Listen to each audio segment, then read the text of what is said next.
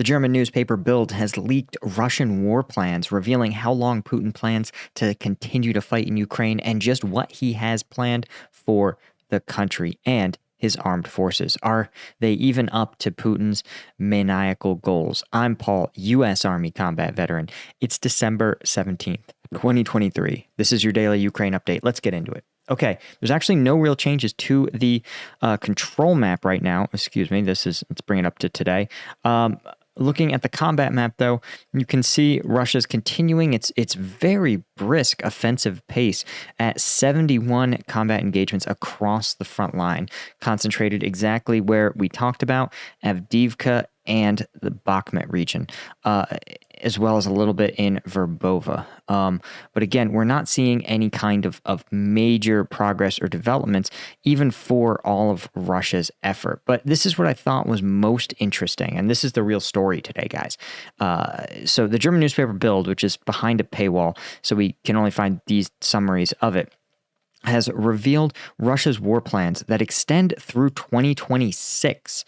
And this is, of course, coming to us from Bild, which in turn got theirs from leaked intelligence data and sources, showing that Russia's plans are to occupy Ukrainian territory beyond just what they currently have. And that's been actually one of the disputes or debates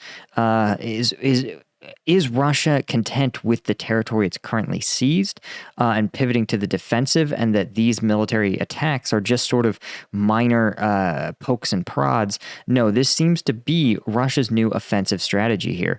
And as you can see from this chart, let's see if we can get a zoomed in version of it. You can see that Russia actually has some considerable plans, and it looks like the gray is what it currently occupies, right? You can see it stretching here straight down from the Kharkiv region, straight through Bakhmut, through Avdiivka, and then south along Zaporizhzhia and along the Dnipro River. But they have plans in 2024, by the end of the year, they're hoping to actually occupy a large portion of this area that's highlighted in yellow, which is Kramatorsk, Pokrovsky, Lyman, and Solzhensk. When we zoom in, you can see that Kramatorsk, right, and I think Sloviansk, you could see that they actually have this ambition to push out of Bakhmut, taking this entire axis here. And it looks like they may be using maybe this river here is kind of their geographic demarcation. You can see here Kramatorsk following this natural sort of barrier. And, one of the things we've seen in this conflict is that these kind of natural barriers, rivers, really make a difference, right? If you can get on one side of a river, it's very difficult for the enemy to penetrate it because static formations like pontoon bridges just don't last long in the face of this war. So I think that's probably the ambition here, is to use likely one of these smaller rivers here. I'm trying to get a name on it, but I think it's called the Babia, right here. But you can see this I think is going to be Russia's demarcation, what they want to get to. But it involves them taking a lot of terrain in the next 13 months. Seversk, Chasiv Yar, Kramatorsk, of course, as well as Avdiivka, Donetsk. It's a really ambitious plan. You can see here, basically you draw a straight line from Belgorod all the way to Dnipro, all the way through Zaporizhzhia. You can see this somewhat larger version here depicts it basically from Belgorod to Melitopol. They're hoping to gain control of. So you can see, while this is for Russia, it's within the realm of possibility, right? This is not a comically overblown goal based on everything we know about the state of the conflict. I think it's also worth recognizing that it's still pretty unrealistic. Not so much because of the battlefield realities, but certainly that's not helping. Let's see if we can find Belgorod here. I think it's in and around this area. But it's less about that. Oh, here's Belgorod, and here's Melitopol, which is right down here. Yeah, so here's Melitopol and here's Belgorod. So they have some really grand ambitions for basically this eastern chunk of Ukraine here, the entirety of Kharkiv Oblast, and really well into here's Dnipro City.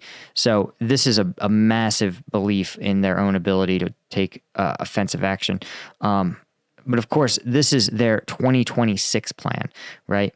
2024 is to just expand out where they're currently fighting by a lot, and then over the next 2 years, carve off even more of Ukraine. The thing is, Russia is incurring massive casualties in its current configuration. So it would involve taking this, extrapolating it out. You're looking at probably about 1 million Russians would have to become killed or incapacitated to achieve this, kind of based on our current forecasting. Now, Russia may believe that without Western aid, Ukraine's ability to resist their advances will be minimal. And that's not a crazy assumption, right? This whole war plan is not a crazy war plan at baseline. It just will involve Russia devoting for like 3 straight years, basically, or 5 straight years when it's all totaled up, an absolutely massive portion of its entire population and military to their objective of seizing what's basically, now bear in mind, guys, this is the entire country of Russia, and this is what they're hoping to do, right? Imagine incurring, millions of deaths or 1 million deaths plus to achieve 2 provinces in Ukraine, 2 oblasts, right? Like this is your brain on autocrat thinking, honestly. And if you are someone who needs a little mental clarity, Putin's probably too far gone for us to realistically hope to help. But if in the new year you're looking for a little bit of an enhanced focus and enhanced dedication, you want to check out Strike Gum. This is, of course, my company. It's veteran owned. It's manufactured right here in the USA, and it is sugar-free. Each one of these pieces contains as much caffeine as an energy drink, 90 milligrams, plus 100 milligrams of alpha GPC for further cognitive enhancement, and it's 0 sugar, right? So instead of spending $4 on an energy drink, you can get a pack of Strike Gum 5 times as much caffeine, right? 5 energy drinks worth of caffeine and alpha GPC right in here for like $5.99. Right. So it's an absolute steal. And if you're a serious energy drink user and you want the best deal, check out the tray. Right. It works out to 75 pieces. So that's $300 worth of energy drinks. And it's like $69.99. So check us out, strikegum.com. And of course, best of all, 50% of the profits from this first production run are going to be donated to charities that support Ukrainian civilians who've been injured or displaced by the conflict. So again, thanks a lot to the thousands of people who have purchased Strike Gum already. I've been blown away by the level of success. And definitely check it out. We've got some good sales going on right now. Okay. And what I thought was also interesting, Institute for the Study of War talking about Ukrainian forces operating on the left bank of the Dnipro River. But more broadly, the other thing that Bild has reported is they've made explicit what we've been talking about on this channel for a while, that Ukraine's strategy has pivoted away from retaking territory and onto inflicting casualties. This is a proven strategy for winning an asymmetric conflict, right? And the conflict is looking more and more asymmetric, right? Russia has huge military presence. They have the ability to do continuous force generation, and with Western partners, and especially the U.S., starting to flag in their commitment, Ukraine has to consider asymmetric strategies. And this is like, for example, the North Vietnamese strategy in the Vietnam War is just to inflict casualties. As long as the larger aggressor country is in a war of choice, if you can inflict casualties and expend resources, you're going to apply continual political pressure. And so just like Vietnam, it didn't win because the North Vietnamese defeated every American, right? They didn't drive the Americans into the sea.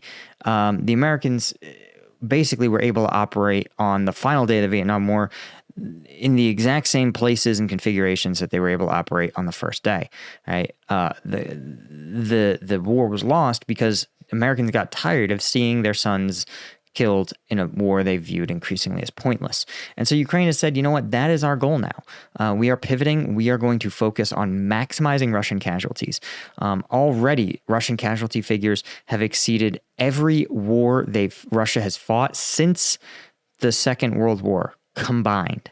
So other than World War II, every war since, if you added them all up, you still wouldn't equal the casualties that this war in Ukraine has taken. And it's going to be, at this point, hard. History itself will struggle to justify Putin inflicting this many casualties on such a pointless war, right? For a war for so little, for what is now clearly just like two provinces a few oblasts in Ukraine. Is that worth it? Not to us, but when you're a delusional megalomaniac or an autocrat, this seems like a fine idea. And frankly, I'm sort of shocked the Russian people are just rolling with it. Anyway, guys, that is all I had for today. Thank you so much to our Colonel tier members. Thanks to our Lieutenant tier members. And thanks to all the members at combatvetnews.com. Tuesdays and Thursdays, new videos are dropping. So be sure to become a member. And I'll see you guys in the next one. Cheers.